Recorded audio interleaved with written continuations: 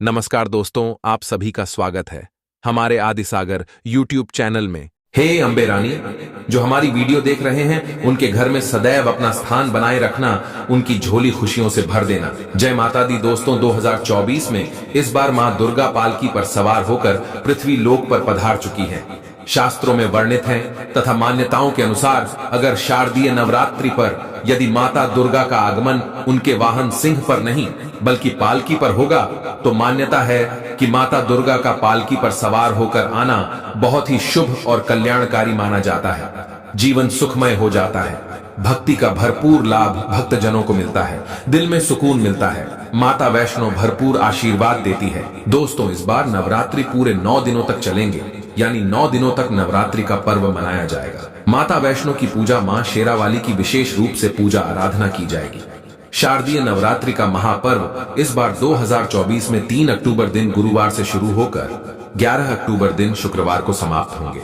दोस्तों, चलिए अब जानते हैं नवरात्रि में कौन कौन सी सब्जी नहीं खाना चाहिए और कौन कौन सी सब्जी खाना चाहिए और कौन सा फल खाने से व्रत टूट जाता है। आइए जानते हैं नवरात्रि में क्या खाएं और क्या नहीं खाएं और क्या पीना चाहिए और कौन सा फल खाना विशेष और शुभकारी माना गया है। आज हम आपको विस्तार से बताएंगे, लेकिन आगे बढ़ने से पहले कमेंट बॉक्स में अपनी राशि जरूर डाल दीजिएगा। यदि हमारे पास आपकी राशि के अनुसार कोई उपाय होगा तो वह आकर हम आपके कमेंट के रिप्लाई में बता देंगे, ताकि आपको राशि के अनुसार फल प्राप्त हो। राशि के अनुसार किया गया कार्य बहुत ही शुभ माना जाता है। मैया वैष्णो रानी बहुत प्रसन्न होती है कमेंट में लिखे माता रानी। आपका स्वागत है हमारे घर में। जय माता रानी एक लाइक जरूर करें। वैष्णो रानी के लिए एक लाइक तो बनता है। दोस्तों, शास्त्रों के अनुसार बताए गए व्रत चाहे किसी भी प्रकार के क्यों ना हो, उनसे जुड़े नियमों का पालन करना अति आवश्यक माना जाता है, क्योंकि जो मन के मुताबिक किया जाए वह संघर्ष नहीं कहलाता। कहा जाता है कि मनोकामना को पूर्ण करने के लिए थोड़ा सा संघर्ष यानी कि तपस्या तो करनी ही पड़ती है। इसीलिए ऐसी मान्यता है कि व्रत को पूर्ण विधि विधान से किया जाना चाहिए, तब आपको व्रत का पूर्ण लाभ फल प्राप्त होता है। अति उत्तम और शीघ्र दीर्घायु वरदान प्राप्त होता है।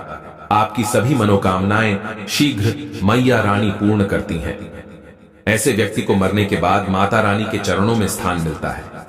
वह सदैव मां की सेवा करता है। ऐसा भक्त स्वर्ग लोक में जाता है।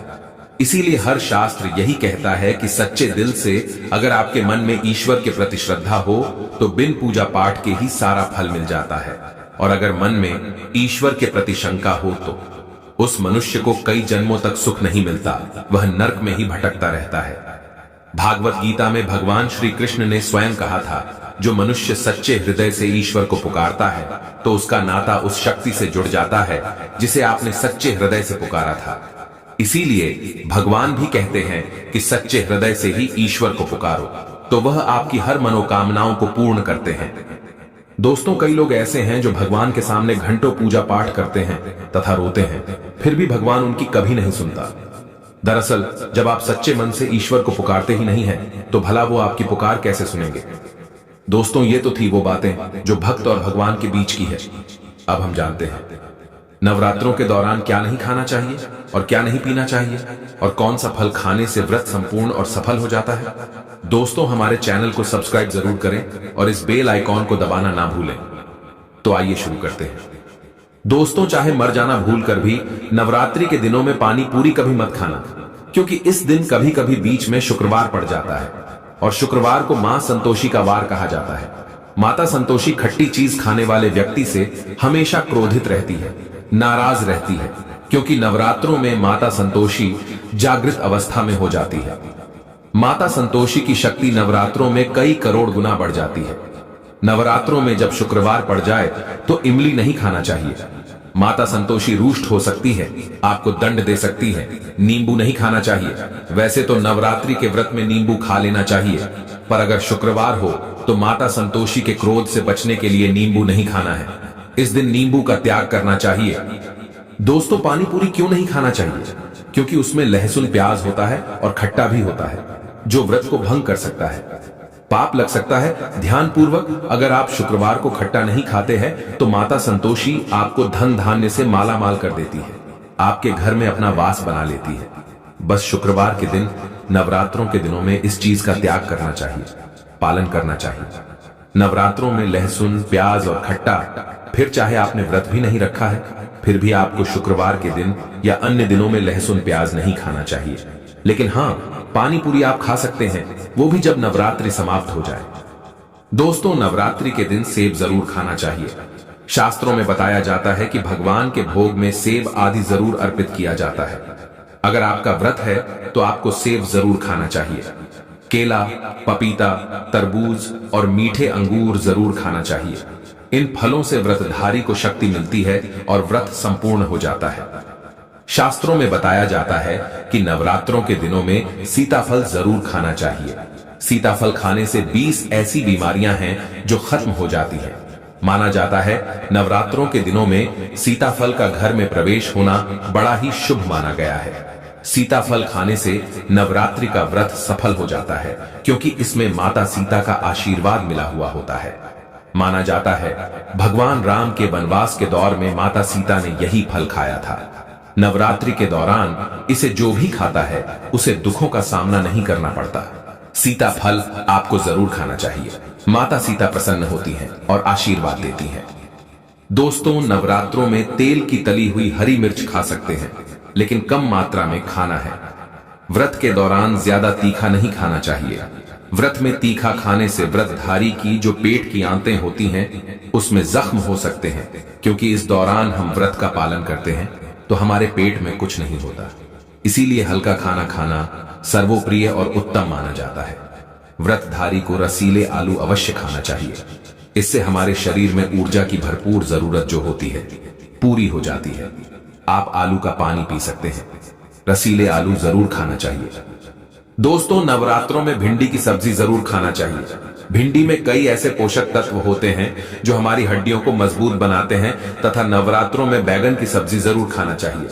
लेकिन याद रहे, जब नवरात्रों में सोमवार पड़ जाए तो बैगन की सब्जी मत खाना, पाप लगेगा। नवरात्रों में सब्जी में हरा धनिया जरूर डालना चाहिए।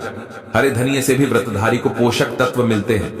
नवरात्रों में हरा धनिया अवश्य खाए, इससे जो शुगर लेवल होगा वह कम हो जाएगा। नवरात्रों में रिफाइंड का तेल और सरसों का तेल भूलकर भी व्रत के दौरान नहीं खाना चाहिए।